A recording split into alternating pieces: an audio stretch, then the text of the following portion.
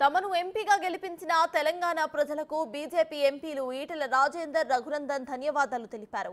BJP 8 సీట్లు గెలవటమే కాకుండా మిగతా స్థానాల్లో గట్టి పోటీనిచ్చిందని అన్నారు. కేసీఆర్ పై తీవ్ర విమర్శలు చేశారు. గత 10-12 ఏళ్లుగా బీఆర్ఎస్ ప్రభుత్వం మీద రాజీ లేని పోరాటం చేస్తున్నామని రఘునందన్ తెలిపారు.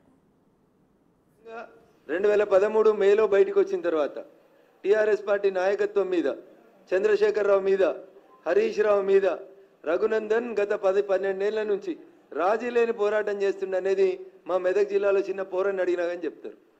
రఘునందన్ రావుకి కాంప్రమైజ్ పాలిటిక్స్ తెలివై, రఘునందన్ రావు కాలుమొక్కుడు తెలియదు. రఘునందన్ రావుకి తెలిసింది ముక్కుసూటిగా మాట్లాడేది తెలుసు.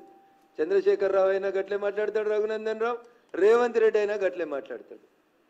10 ఏళ్ళు జయ జయ హే తెలంగాణ జననీ జయకేతనం అనే పాటను గుర్తించే సూరత్ లేదని చంద్రశేఖరరావుని నిండు అసెంబ్లీలో నిలదీసిన ఒకే ఒక ఎమ్మెల్యే ఎవడంటే అది రఘునందన్ రావు తప్పితే ఇంకొకరు. ఆశీర్వదించి గెలిపించినటువంటి తెలంగాణ ప్రజానికానికి శిరస్సు వంచి నమస్కరించి చెప్పే 2 మాటలు ఏంటంటే,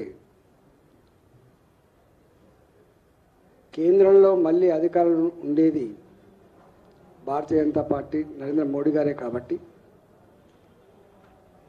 దేశం సురక్షితంగా సుభిక్షంగా ప్రగతి పథంలో నడవాలన్నా, పేదలకు వెల్ఫేర్ యాక్టివిటీ ఫలాలు అందాలన్నా,